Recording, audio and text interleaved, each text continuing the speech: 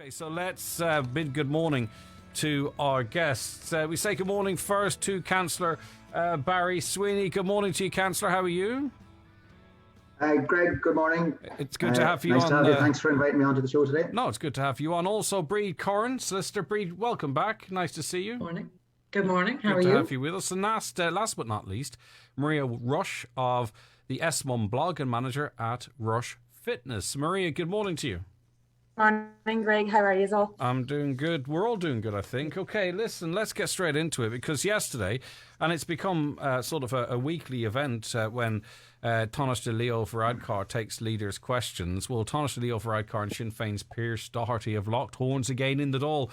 I don't think they like each other, you know. Deputy Doherty highlighted the ongoing Garda investigation into the Taoiseach with Leo Varadkar hitting back, dragging up a little-known 23-year-old court appearance involving Deputy Doherty for minor breach of the peace following an exchange with a Garda.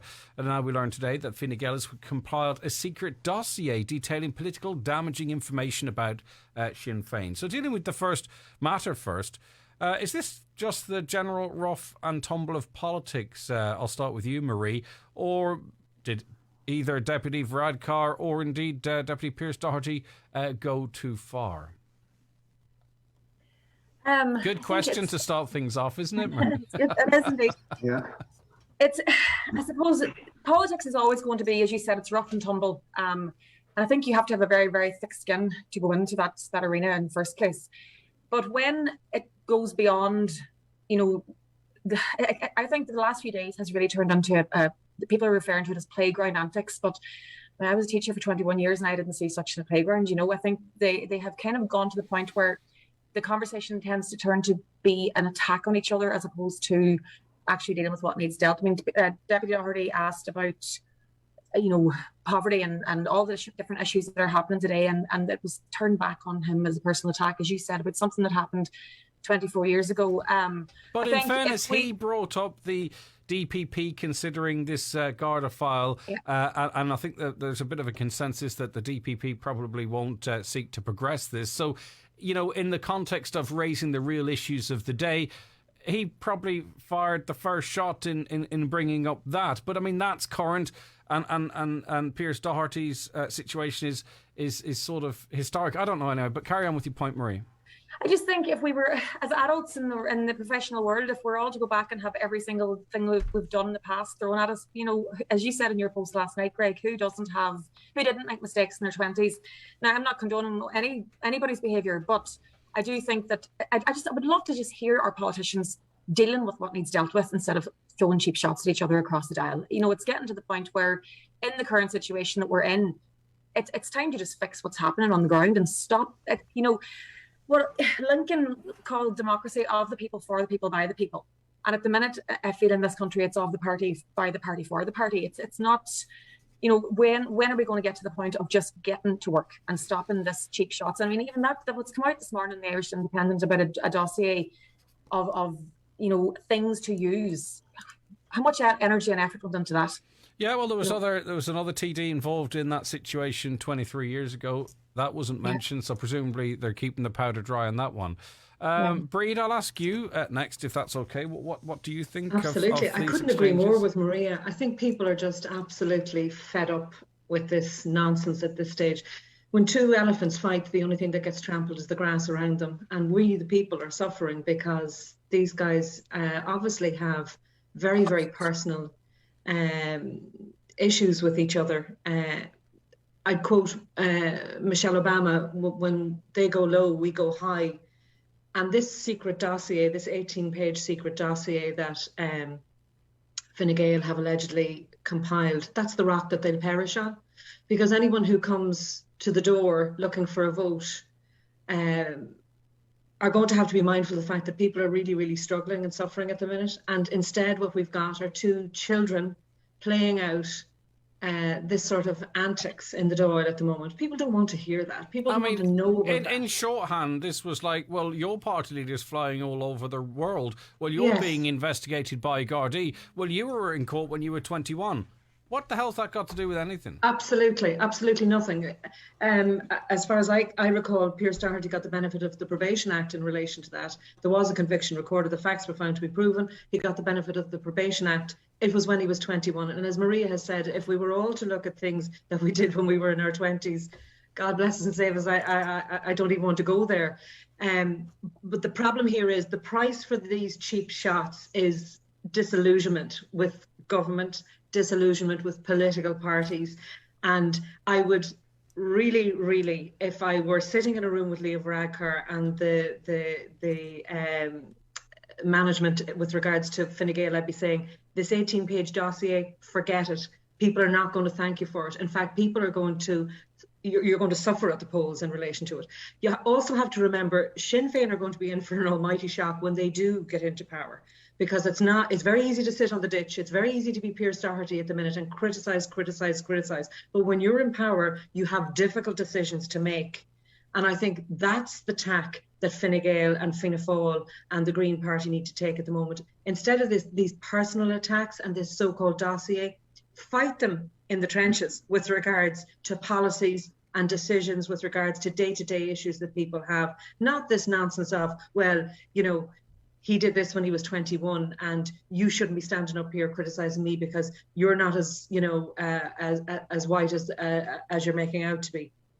People don't want to hear that. People want to know, what are they doing with regards to cost of living? What are they doing with regards to... We'll talk more about that, because it would feel that maybe both parties are somewhat tone deaf on that as well, because I was expecting, but I wasn't expecting...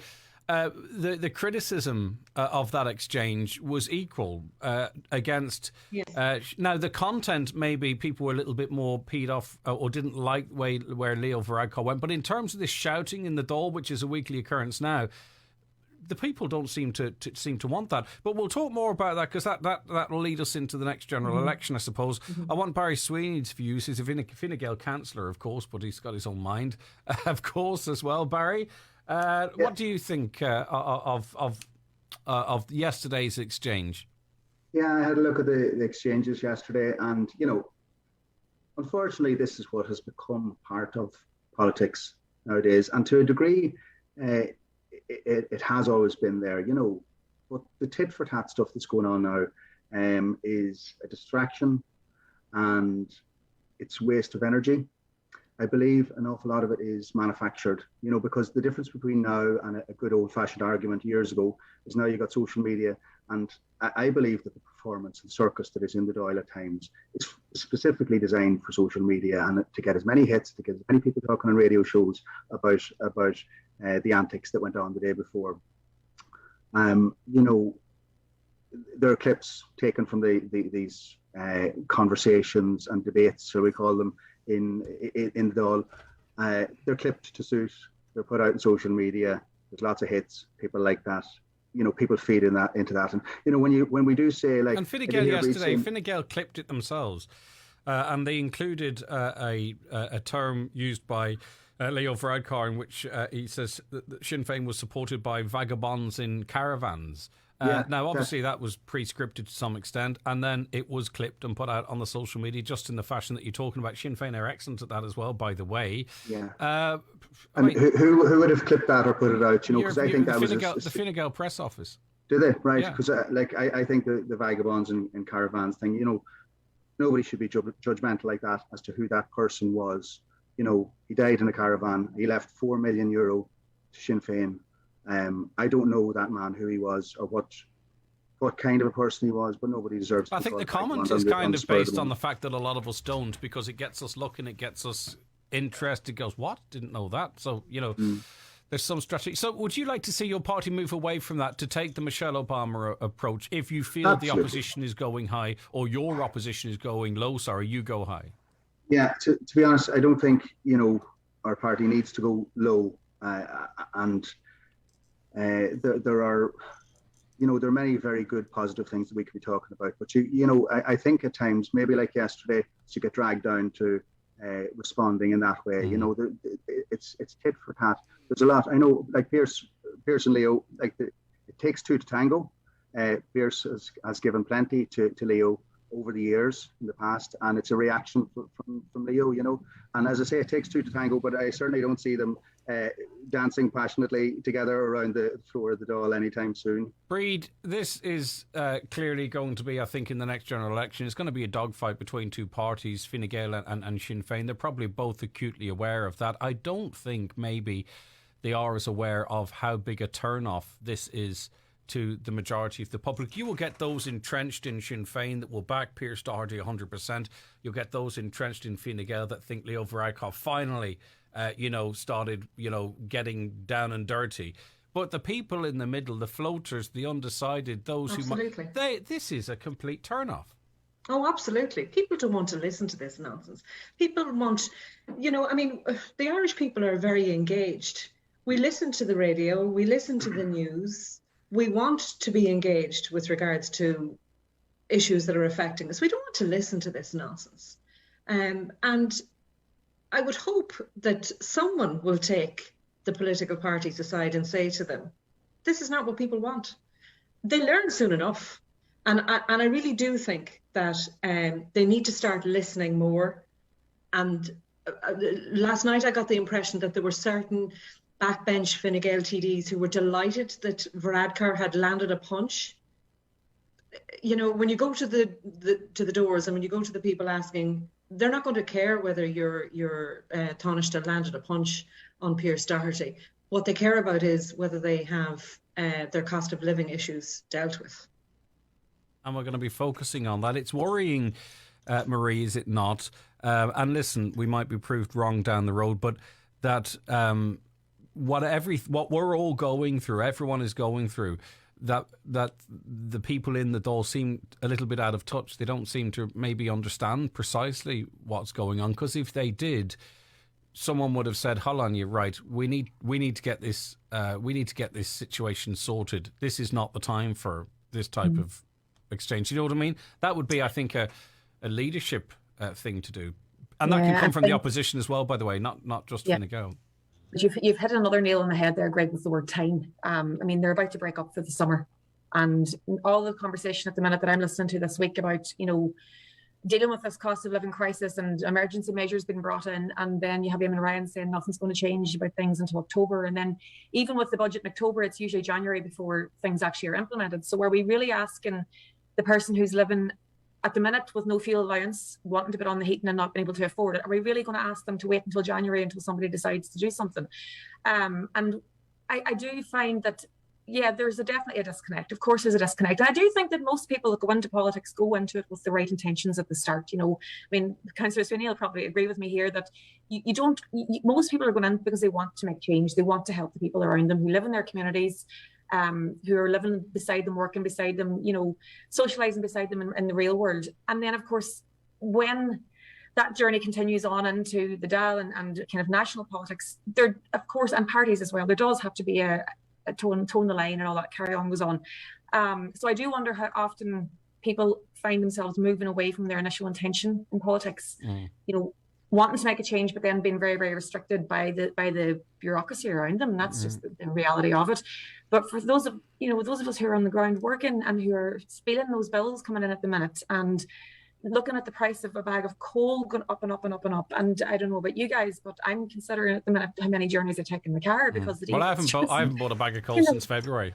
It's the God's honest truth. But that's the reality. And, I don't want to hear the politicians that are being paid hundreds of thousands of euro to do work for us. I don't want to hear them fighting about who got the best punch in each other. I want them to do some bloody work. I want them to get things done. I want them to look after my auntie over the road who's not able to afford to buy more coal. I want them to look after the kids that are doing exams. I want them to look after the people who are dealing with homelessness in the country. We have so many issues. And of course, there is no quick fix. And Greg, I've been on with you before and I've always used the phrase, and I use it all the time, there's two sides to every story and the truth is somewhere in the middle. But in politics at the minute, there's two sides and in the middle, nothing's happening, so there's definitely change needed. Barry, yourself, the council does its best work when it just gets on with it, doesn't it? And also too, I've seen it myself in lots of different environments. If there's no one there to report it, the rows generally don't happen. Do you know what I mean? Like the public, we need to get more people voting in than ever and not to be switching voters off. Yeah, I think what's important, you said it there, when there's no messing about, you get the work done. But what we are talking about today is something that happened over the course of a few minutes within a full day. And this is what's making the headlines, you see. This is what we're talking about today. There was obviously a whole lot of more stuff that was talked about and discussed. But I'm not cutting across you, Barry, but that was not by accident. That was by design. This is the focal point. The leaders' questions is the focal point. And both of the gentlemen involved there, they were going for the headlines with a great deal of success. Do you know what I mean? So it's they that have taken our eyes off the rest of the day's work at the Dáil. It's not us. But it's unfortunate that is the way it's gone to get the clicks and to get the headlines. And that's what I believe it is, that sort of nonsense is there. And what we really should be doing is focusing on the future. I know it's important to know about the past. It's important to get to know our politicians and make an informed decision as to who we really trust and we really put our faith in to represent us as politicians, going forward. I think that's really important.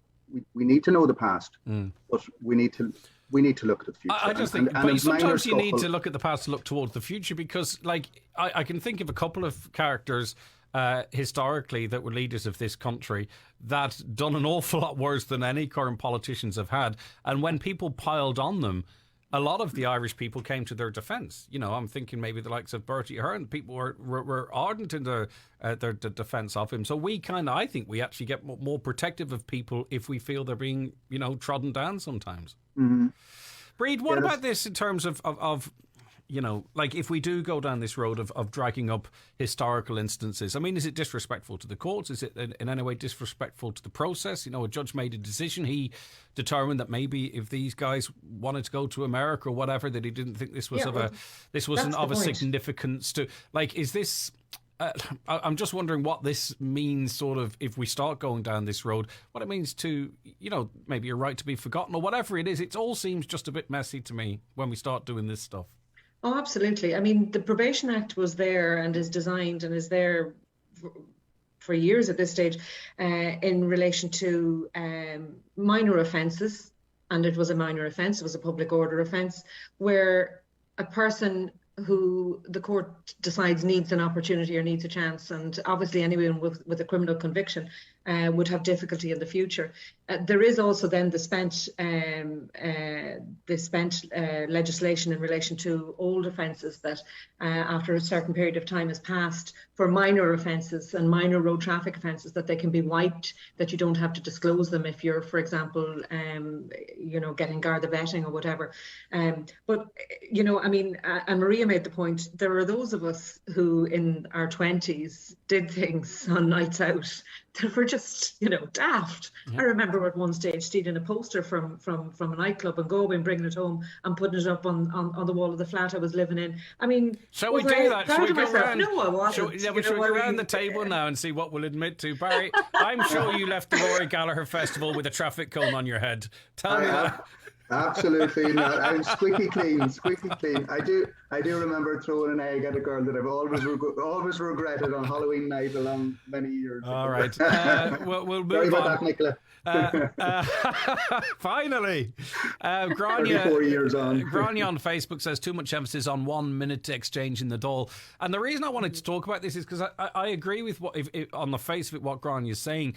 But I wanted to talk about it more about where we're going politically and maybe, what our parties there's a huge price and leaders, to be paid for all of this stuff. Yeah, and what they think of what we think's important to us, because we're heading towards an election and this could set the tone for that run-in. So that's why we dedicated so much time to it. Thank you, Brid. Thank you very much also to Barry and Marie. We'll hear much more from them. Now we're going to talk about the cost of living, a real issue that we're all facing every single day. Stay with us for their views on that.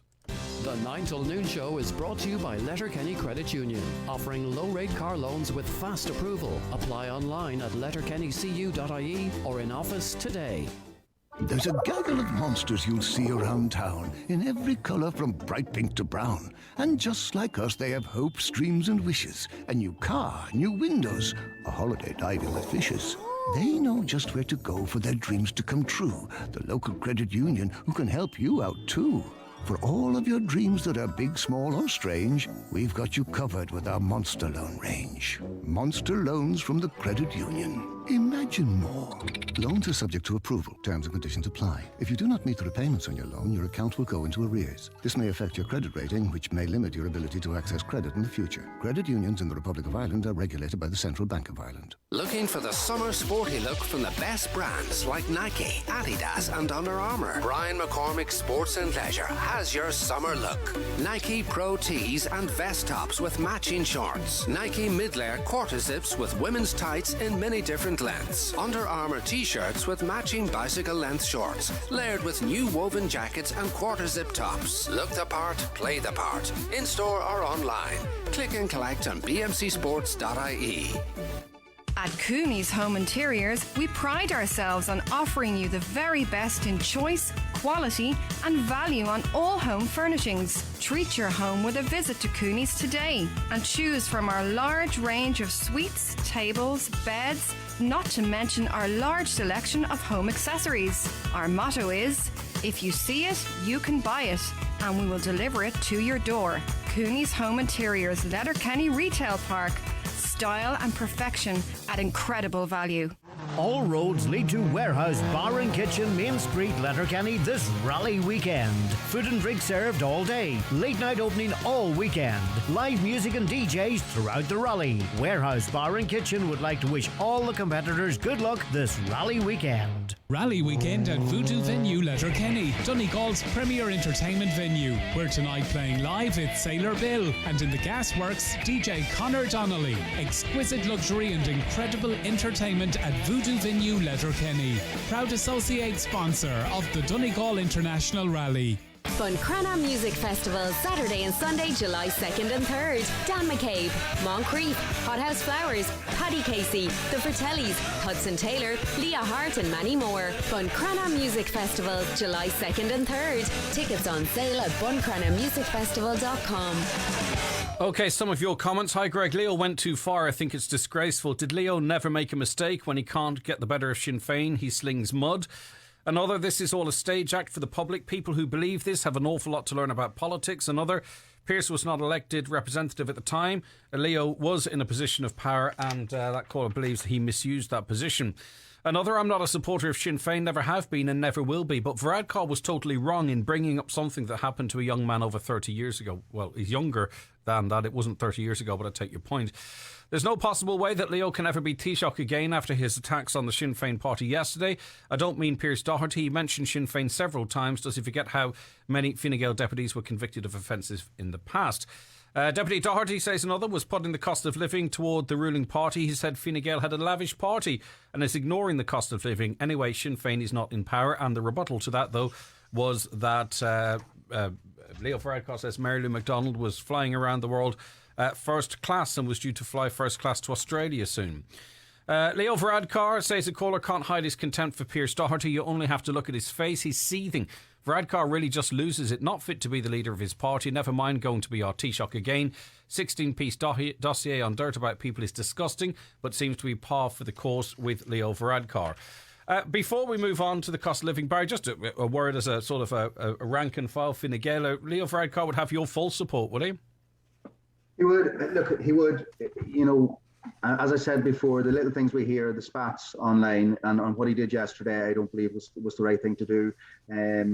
You know, I suppose people can lose their cool every so often. I think that's the case of what it was. You know, and you know, you have to look at the good things that are done alongside, you know, the things, the mistakes, and that too. You know, so yeah, look at. I think he's a very good guy, and he's doing his best in a very challenging situation. And as you know, as Maria said earlier on, or no, sorry, Brid said earlier on, it was, you know, it's easy to shout from the sidelines, and we're facing extremely challenging times with all these external scenarios and forces. Listen, you know, so we let's talk about that now, because of course, you know, when you're on the pitch, you have to play as well, don't you, Barry? That's it, yeah. We all know about the cost of living crisis. In Britain, for example, the government will send directly to around 8 million households a one-off cost of living payment of £650 direct to people's banks. All domestic energy customers in Britain will receive a £400 grant to help with the cost of their energy bills. There's £150 tax rebate for those struggling. There's an extra £300 pensioner cost of living payment, £150 disability cost of living payment, and other measures that I don't have time to read out. In Ireland, we had that €200 energy credit. There was 125 extra for fuel allowance as well. A further 100 special payment for fuel allowance recipients. A cut of 20 cent for every litre of petrol, 15 cent for diesel. VAT on gas and electricity from May to October was cut. Transport fares, public transport fares cut by 20%. And the 9% VAT rate for tourism and hospitality was extended into 2023. Brid, the government has ruled out, well, it kind of has ruled out, it says nothing's off the table, but it seems to have ruled out any further interventions between now and the budget. They say their focus is on the budget. When you see what's happening in Britain and elsewhere, they are on the pitch, they're not in the ditch. We know there's billions there that they didn't expect to have. Why aren't they spending it? Should they be spending it helping the most needy, be they unemployed or those working who are now really struggling? I hope I'm wrong, but I get the distinct impression that this government is waiting just to see how bad it will get. And I really hope I'm wrong in that. I was thinking about the reduction in excise duty on fuel a couple of months ago, where it was getting very, very close to €2 a litre, and they reduced it.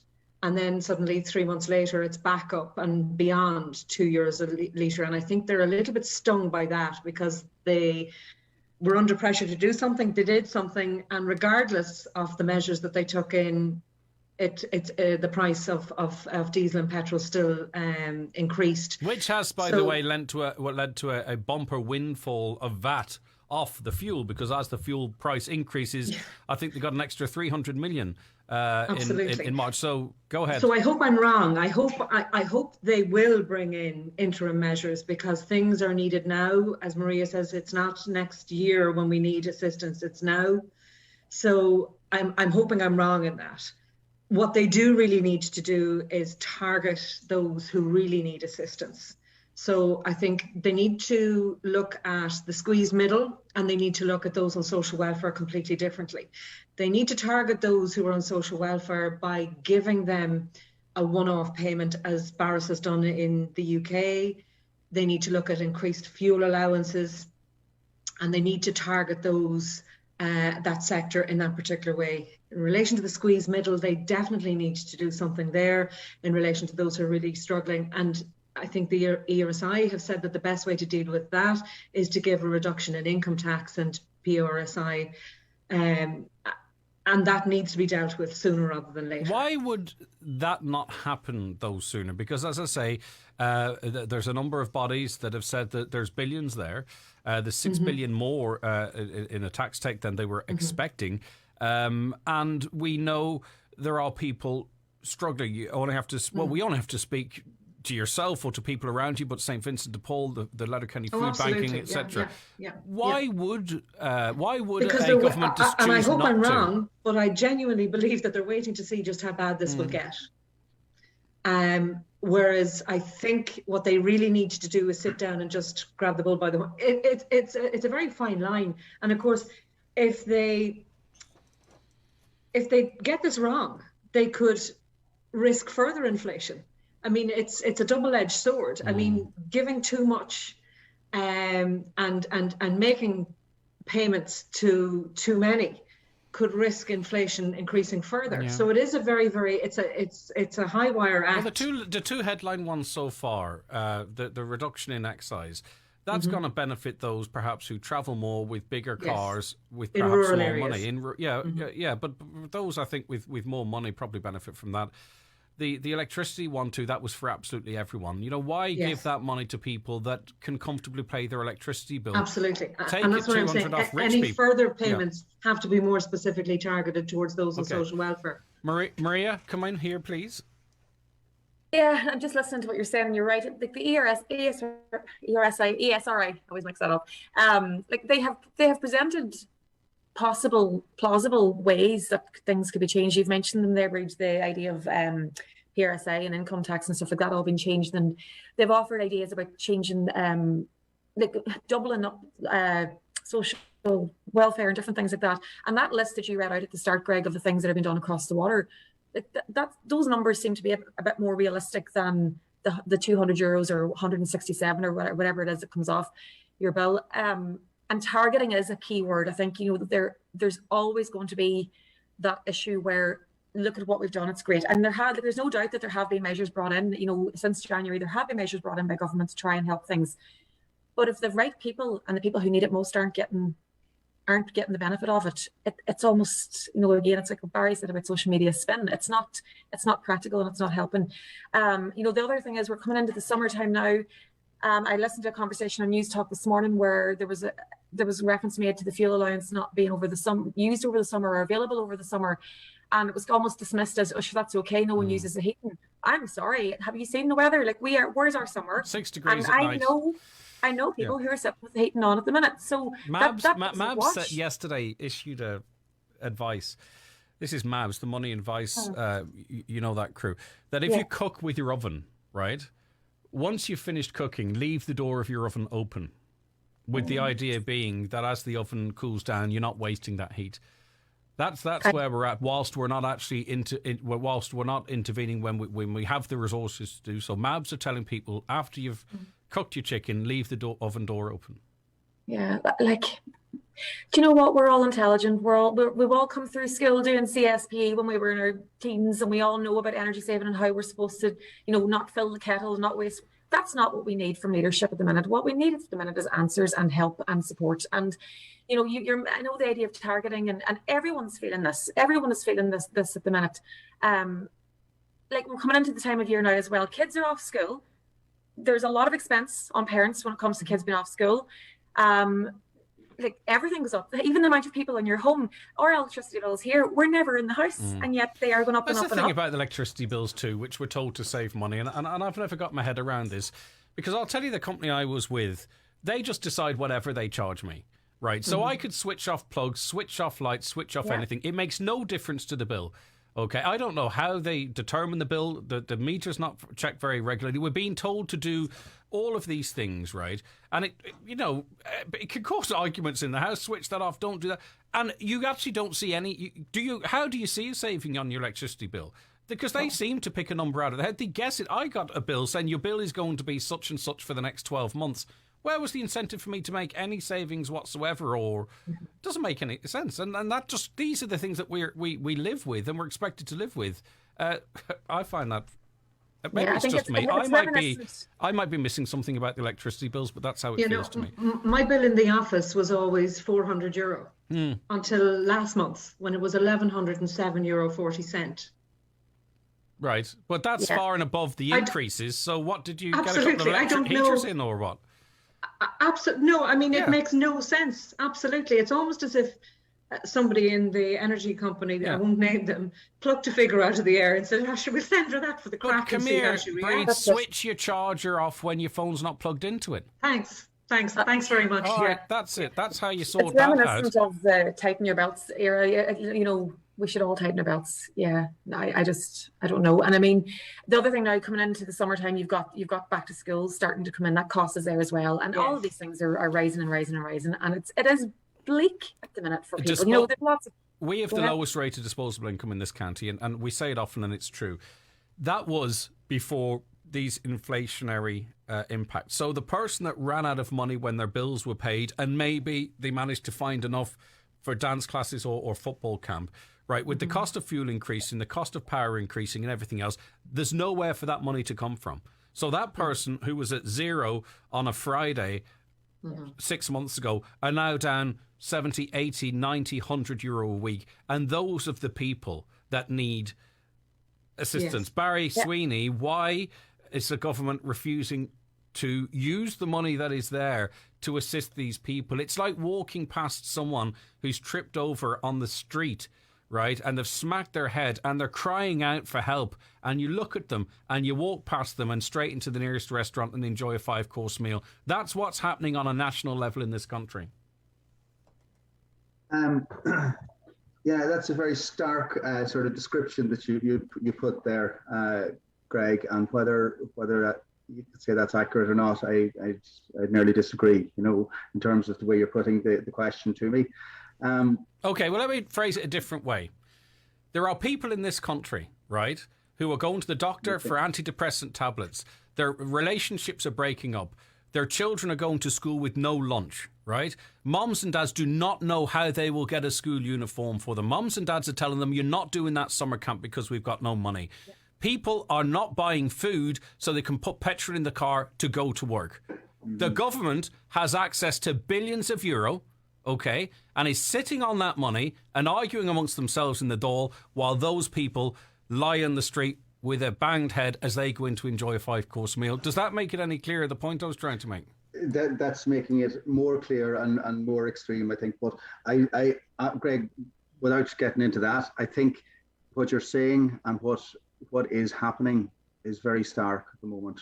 In Donegal, in the country, there are massive challenges there. And, I get the calls every week from people who, as a councillor, who are really, really struggling, who are finding it so hard to, find housing, massive problem, supply of housing. Cost of living is a huge problem. And, I suppose when you say there's 6 billion there, that's a hell of a lot of money that could be used better. And I do believe that there should be targeted measures taken in before October budget. But I do think it's also really important to get the budget right. You've got your short-term concerns now, short-term emergencies, not even concerns. And you've also got your long-term planning that you need to budget for. Are you sure that the finance minister's not trying to protect his legacy of balancing the books and recording the deficits like he committed to? Are you confident that he's not really looking after how history will remember him rather than helping people who need the help right now? No, I think it's about helping the people, the most vulnerable people now, immediately, because that's what's needed. To say there's nothing been done is not accurate. Right. So how does taking €200 off the electricity bill of the richest man in Ireland, how does that help the poorest in this country? There may be the richest men in Ireland, who do get that money off, and I completely disagree with that. I believe people who can afford to pay for public transport should pay for public transport, and people should pay their way. Casting, the net wide and allowing these energy credits for everybody. I don't really agree with that. But these are the measures. Perhaps, with all due respect, Ray, these are the measures that you're actually saying fair play to the government for bringing in, and then the next sentence you say, well, they're not targeted enough and they're not ideal. So which one is it, or is it both?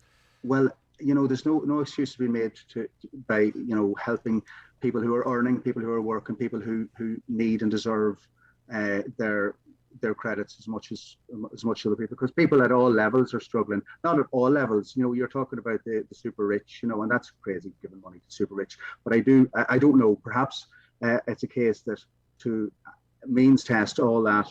And the administration of means testing, all that would cost more. No, we don't have to means test. We don't have to means test it. We have firstly, we have a system already in place that means that we can make double payments to those on social welfare at Christmas. We have the database, we have the technology. You can pull the trigger on that tomorrow. It doesn't require anything else. Secondly, we know the tax bands. We know where people are at. It's not then hard to determine those who are working that need extra supports. Maybe they qualify for a medical card. Maybe they qualify for, you know what I mean? This is not beyond us. Just remember what this government was capable of during COVID, Barry. I'll come back to you, Brid, and then Maria. Brid, your views here, please. Yeah, I actually feel sorry for Barry, and I feel sorry for anyone who is a county councillor at the moment, because I'm sure they're on the ground and they're looking and they're listening. But the problem is, short of standing outside Leo Varadkar's office, Barry, and screaming in through the keyhole to him and saying, people are suffering, listen, do something and deal with it, there's nothing you can do, because they're not listening to you. Unfortunately, when they come looking for their vote for votes and they say to you, right, we're going to canvass your local area next week, and they expect you to truck around beside them shaking hands, you need to remind them, and you need to have that conversation with them saying, people are suffering now. Don't come down here to Donegal and ask me to go canvassing with you when you've done nothing for those who have fallen on the street, banged their head, and you've walked into a restaurant for a meal to celebrate 10 years of Fine Gael being in power. It doesn't get more stark than that. I do feel sorry for county councillors, but you're going to have to now just grasp the metal and say to Leo Varadkar, don't come to Donegal looking for me to go canvassing with you if you're not going to do something proactive about this. Yeah, look, I mean, there's a big long list that Greg talked about, you know, certain things like, say, your €5 per week increase, you know, or the energy credits, for example, you know, that's at a cost of 505 million, say, for the energy credits. And those small measures that seem small in your pocket, you know, they do add, it's very costly to do that. Now, with all due respect, the cost of putting petrol in your car between going to work in the morning and coming home in the morning can go up by €5 now in this climate, if not more.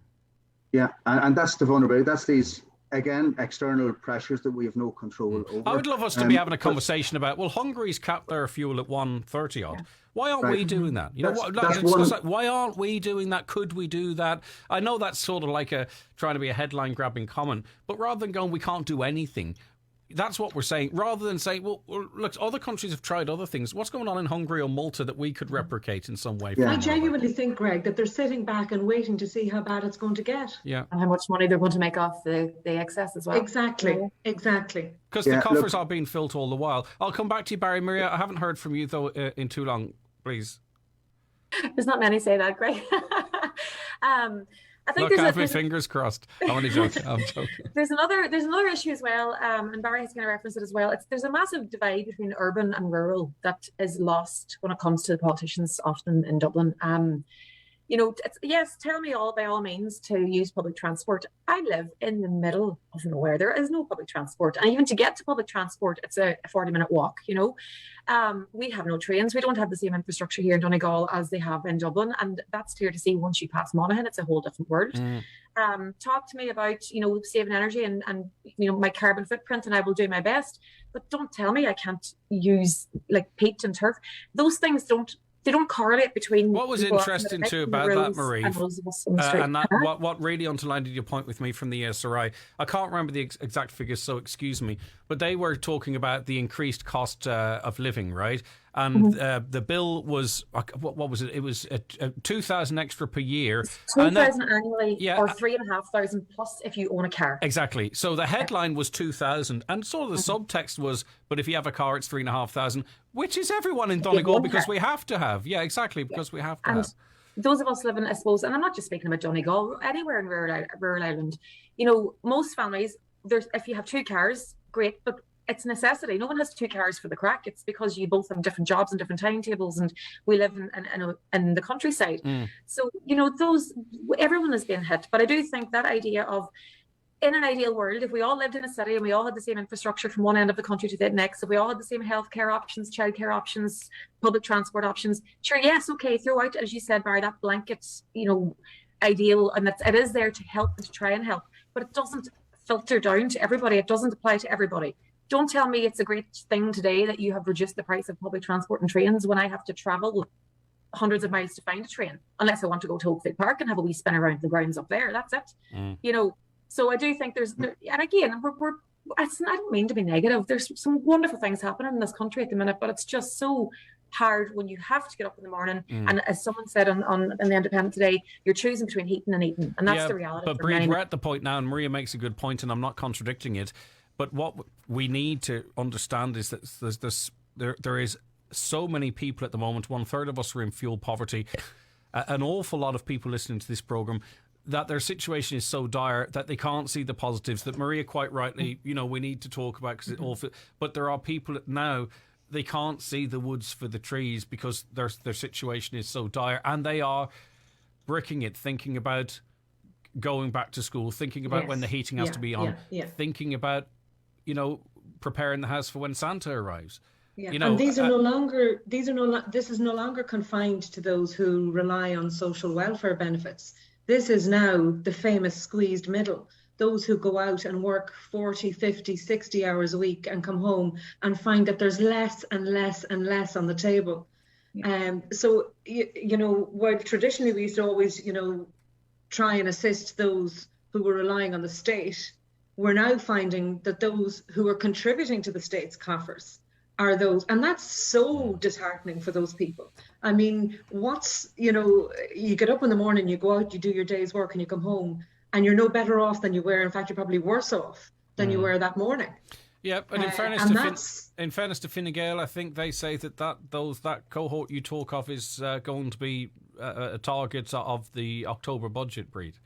Yeah, and this is back to it again. We need an interim budget now. We can't wait to October. We can't wait for those changes to kick in January 2023.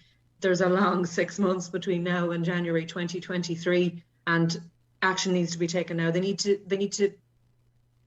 do something now. It's no good in 6 months' time. I mean, you're nodding, Barry. You agree then, do you? Well, I do agree. The squeeze middle that have been mentioned, they are the cohort of people, should we say, in the country that are suffering greatly and working and contributing and paying most of the taxes that are paid within the country, and they're not benefiting, they're not qualifying for state benefit and assistance at the moment in many cases. So that introduction of a middle rate tax band, I think, is a key thing to have. Instead of jumping from 20% up to 40%, to hit a 30% middle rate tax band would be very, very beneficial, and that would see more money in people's pockets, the people who are out working hard. Maybe I've just become too cynical, and people, some people will accept that I don't have any political allegiance, others will question that, but I'll tell you why I probably don't, is that this budget will be shaped to target those that probably vote. Those most likely to vote. Historically, if you look at it, analyse it, we know the various groups of people that are more likely to vote on election day, and quite often those are the ones that are looked after in the budget before an election, or the budgets before an election. But as I say, maybe I'm just old and cynical now. All right, or at least one of them anyway. Right, okay, we'll hear more from Barry Sweeney, Brid Curran and Maria Rushe after this break. The 9 till noon show is brought to you by Letterkenny Credit Union, with monster loans available up to €60,000 for all occasions. Visit letterkennycu.ie. New cap scheme to pay farmers €250 per hectare. For more in this week's Farmers Journal, here's Paul Mooney. Farmers in the new scheme will also be offered priority entry to the new REP scheme. As the €1,000 silage scheme is set to open, we reveal details on when you'll be paid. And former Taoiseach John Bruton warns Ireland could have to enforce EU border. Plus, don't miss the Irish Farmers Journal Junior newspaper written for young farmers inside this week's Irish Farmers Journal, on sale now. Escape to the Algarve from the City of Derry Airport with Atlantic Travel this August. Free airport parking is available exclusively when you book with Atlantic. For your stress-free summer holiday on the Algarve, call Atlantic Travel in Letterkenny today on 9126193. Come on down to the annual Finn Valley Show on Russell Brothers Farm, Killygordon, this Saturday 18th of June, with the usual dog, home industries, poultry, sheep, cattle, horse and pony classes, and fast and furious donkey derby, with trade stands, show and shine tractor competition, live music from David James, and children's entertainment. It's sure to be a family fun day at the Finn Valley Show. This ad is sponsored by Kilpatrick Brothers Contracting for all your agri needs: mowing, raking, baling, GPS sowing, slurry or manure spreading. Call Ray or Davy on 087 212 1760. Donegal County Council, in association with Bryson Recycling, are holding a half-price bulky goods event at Letterkenny, Lahey and Dunlow Recycling Centres from the 7th of June to the 18th of June, during site opening times. For more information and opening times, visit donegalcoco.ie or call the council on 074 9153 900. Are you ready for a role or a career with one of Ireland's leading food companies? Due to a further developed business base in Donegal, Glanbia are looking for a door-to-door milk agent to service the Ballybuffet, Stranorlar, Killygordon, Castlefin, Drumkeen and Glenfin areas. To apply for this exciting role, forward your CV to pbyrnes@glanbia.ie. That's pbyrnes@glanbia.ie, or call 087 2533 054. Donegal Rally Weekend are at the Orchard Inn. Friday night entertainment, I Am a Raver and John O'Callaghan. Doors open at 9 p.m. Delicious food served from 12 noon to 9 p.m. each day over Donegal Rally Weekend at the Orchard Inn, High Road, Letterkenny. Do you know what's really interesting, Maria, is that looking at the social media, but particularly those who've decided to pick up the phone and message in, they really found yesterday, in that style of politics, the people, generally speaking, I would say 80-90%, I'd turn off. Yeah. You know? Absolutely. Yeah. So I think... And it is... Go ahead. No. It is everything on social media is contrived. I've been saying this for years. Everything is contrived. So yeah, as Barry so rightfully said earlier, those clips were put out, they were edited, they were so beautifully joined together in some cases, and they were put out there on purpose. You know, I often wonder times on days like that in politics, what else is happening in the background that we're not seeing? What else is being pushed through or handled in a way that they don't want to pay attention to? You know, there's definitely a look at us. You know, there's definitely some sort of plan in place. I mean, none of this happens by accident. Yeah, I think, Brid, Twitter really is an echo chamber, and it's all right maybe if us as individuals get dragged into it, but it's surprising when, you know, big political institutions with all their advisors find themselves dragged into it, because that's the only real explanation, because obviously they don't really get a sense of what we generally feel. It's what those on Twitter feel, it seems to be, that they're playing to, across the board. Oh, absolutely. It's an echo chamber. And it's targeting a demographic that some vote, some don't vote. Look at the Fianna Fáil and Fine Gael and the Labour Party and all the big main parties spend an absolute fortune on polls and what do people think?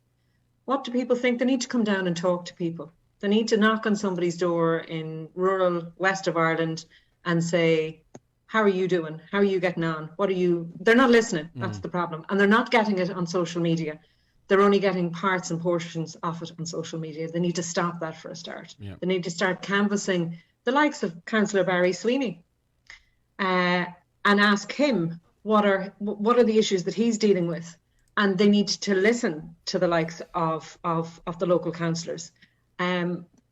I would give out about local councillors too, because sometimes you're just too quiet and you're just, you know, you need to start talking and you need to start maybe shouting a little bit more, because... But what happens is though, and we saw it with Micheál Martin's leadership, a group of councillors in Donegal expressed their views about the direction of the party, and it was just seen as a split, and it was highlighted to undermine the party. So... that's a difficult path to tread as well, Brid. Do you know what I mean? Because I look, politics is not for the faint-hearted. Anyone who decides to get involved in politics, I take my hat off to them. I think they must be either mad or psychotic. It's not for the faint-hearted. But what I would say in relation to it is that those at the top of the party, Pascal Donoghue, Micheál Martin, Micheál McGrath, Leo Varadkar, need to start listening, and they need to stop listening and wondering what is being said on Twitter about them, because in people the last don't care. 30 seconds, Barry, I mean, do you get a sense of disconnect between national politics and what's happening on the ground? There's a big urban-rural difference divide. I do agree that we need to fight our corners, and that's what we do on a daily basis. You know, and talking politics for me is only a very small part of my role as a councillor. Like the role of a county councillor is something like, you know, from day to day, we have very different chores, jobs to do. Yeah, issues to we deal talk with. about that quite regularly on this programme, that there's an awful lot more goes on behind the newspaper articles and the interviews, and I respect that. Barry Sweeney, it's been great having you on the programme. Will you come back? Absolutely. All Anytime. Right. Good stuff. Good, man. A call. Take care of yourself. Thanks very much. Brid, thank you. Indeed, it's been lovely having you on as always. Thanks so much. Not at all. Thank you. All right. Take care of yourself. And last but certainly not least, Maria Rushe, thank you so much. Have a great day. Thanks for having me. Great talks. Bye-bye. Okay. Take care. That was the Friday panel.